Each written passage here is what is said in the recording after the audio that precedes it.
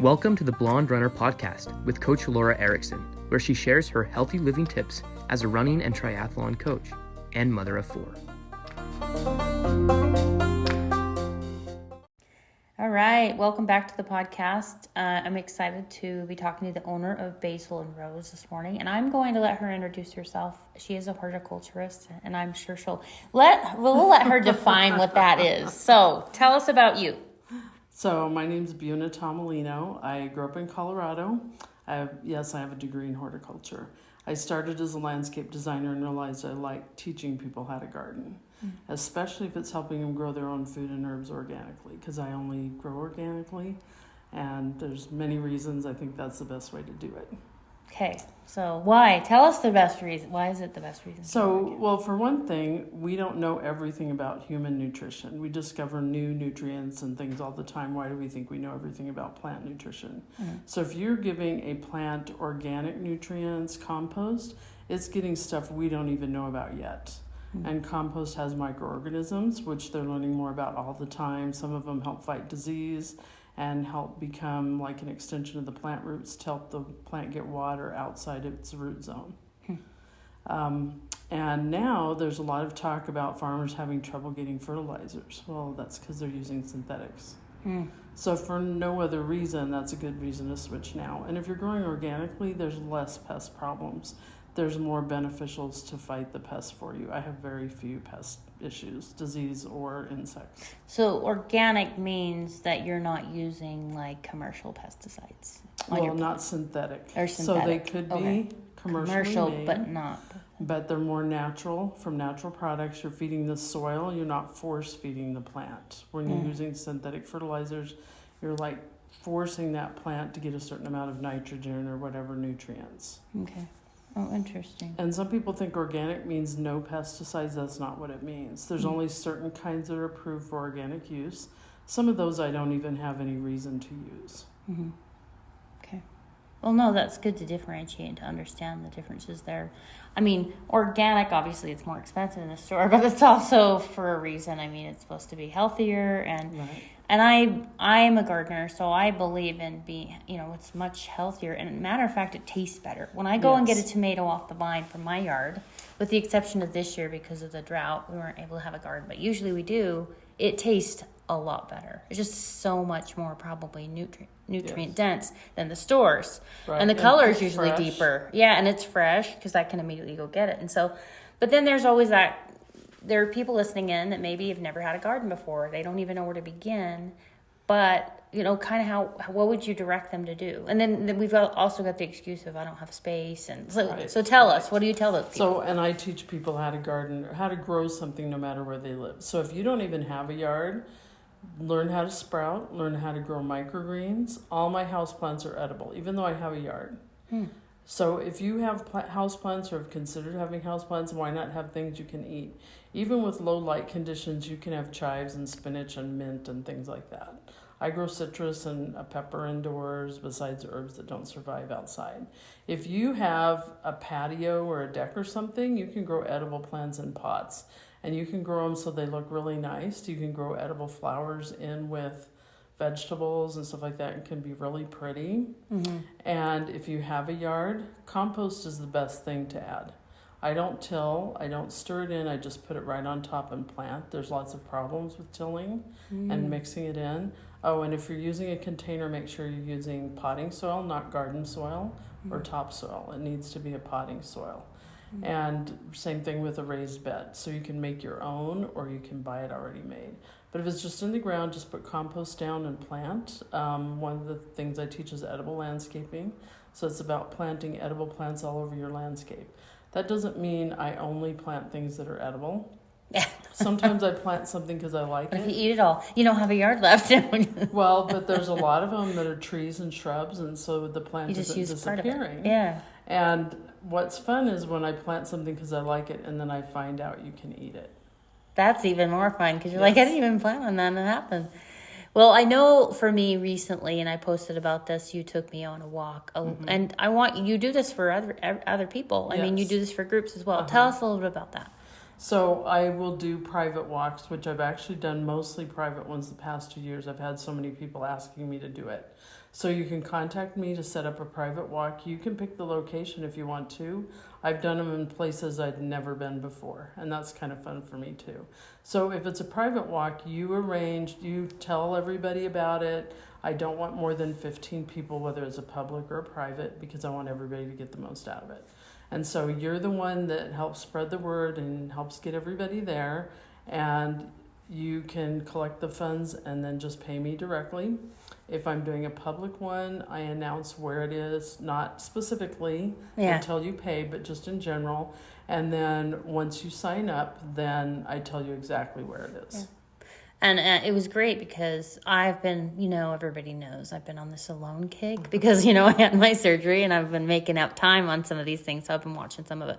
And I've really become interested in foraging because I do a lot of backpacking and I don't want to, if I'm out there and I run out of food, you never know, accidents happen and people are out there for a while and and they have to survive. So I think it's really empowering to say, I know what to eat, not to eat out here. What can kill me and what could I survive on or have if I need to supplement, or just the idea of knowing what's edible. I have had roses. I know a lot of the rose plant, and I've had dandelions and things like that. But it was fun to learn some other things that I didn't know, and they're right on the trails that I run or that I'm around. So it was really cool. It was really cool, and obviously learning what not to touch or eat. Or, those nightshade little berries look very tempting. But no, if you're hungry, don't eat them. They're going to kill you. So, but it's good to know that stuff. It's useful. I like the ability to depend on myself, and I think that's what's good about the classes and stuff. Mm-hmm. And who wouldn't like to be able to eat their landscape, of course. So, I'm really interested. I know you have a class coming up this next Tuesday on that. Plants. Yeah. Mm-hmm. So tell us about that. So if people are listening in, I'm going to publish this pretty soon so people can do it before the class gets here. So on Tuesday, September, what would that be? 20th? I think it's the 20th. At 7:00 at Basil Rose, I'm teaching a class about wild edible plants. And so it's not out on the trails, but I will have lots of great pictures, and I will try to bring as many parts of plants as I can so you can see them in person. I'll talk about some of the ones you need to avoid, because identification is number one. That's the very first thing. You don't want to take chances or make mistakes. Some of the bad ones look similar to the good ones, so some of them do. Yeah. But there are people that just decide to taste plants. And that's just a really bad idea. It could get you killed. Yeah. Not just make you sick. So I'll talk about different tips that way as far as foraging, and then teach you about a lot of different plants. Certainly not everything, but several different ones you can eat.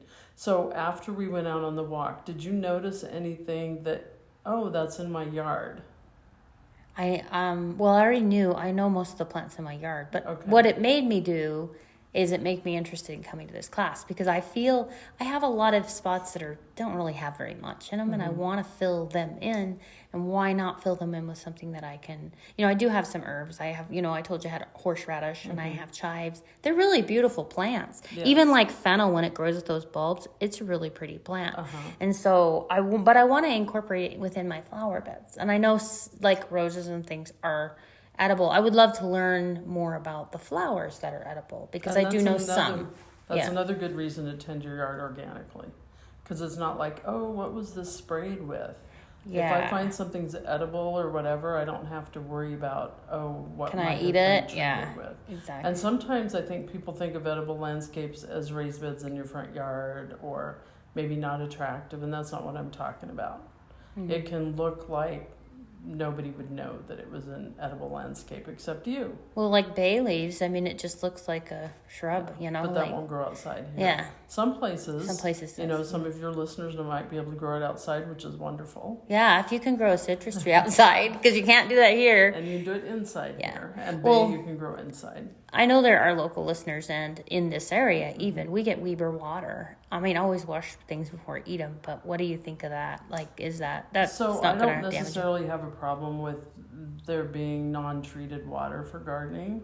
I think it's always a good idea to wash stuff before you eat it, especially if it came from the grocery store. But even from your house, you don't know what some neighbor might have sprayed and it might have drifted over. or you know, a dog sprayed something, or you Yeah. know, whatever. You don't know. Don't eat the yellow snow. No. So it's just a good idea to wash stuff before you eat it. Yeah. And just faucet water is okay, or you It's suggest okay. a spray. You can- you buy those sprays. Yeah, and you can use a little bit of vinegar in water, or hydrogen peroxide in water, or there's something called Nutribiotic. It's an extract of grapefruit seed. You can get a liquid form of that and put a little bit of that in your water. Okay. And that one of those things is going to do a little bit better job of washing things I off. guess sometimes I do eat berries straight off the vine, though. Maybe I don't know. hard- I've got a it's hard gut. not It to doesn't. from your own heart. It doesn't really seem to bother me, but maybe it's because they drip off or they don't get in. I don't know, but I kind of was thinking this is fall time right now, and this is a good time to think about gardening. And well, it's kind of the garden's sort of wrapping up, but this is the time to transplant things. If you have things in one part of your yard to another, this is also a good time to plant things. I know, like garlic and stuff can be planted now. Yes. So in the spring you get an early crop. So what are the other things that? So garlic in our climate should be planted now, and then it's ready in June or July. And that just works better here. Check in your climate to see what works best. Saffron grows here. Saffron should be planted in the fall. You could, I don't know at this point what you'd get, but you could still try planting seeds of lettuce and spinach and arugula, those kinds of things. We don't know for sure when our first frost will be, and they won't freeze anyway. If they're in And the ground. it'll just, they can handle being snowed on even if they're growing. I've had spinach grow to 1 inch, and it didn't grow any further because the weather cooled off, and then in the spring it just continued growing. But just depending when we get our last frost, it's not going to kill it. It's just going to slow stuff down. Now for those kinds of things, and so there's things you can certainly plant now, and you might get a harvest, and if not, you can harvest them in spring. Yeah. So just put some compost down and plant. So the class I'm teaching Wednesday is not an edible landscaping class. It's a wild plants class.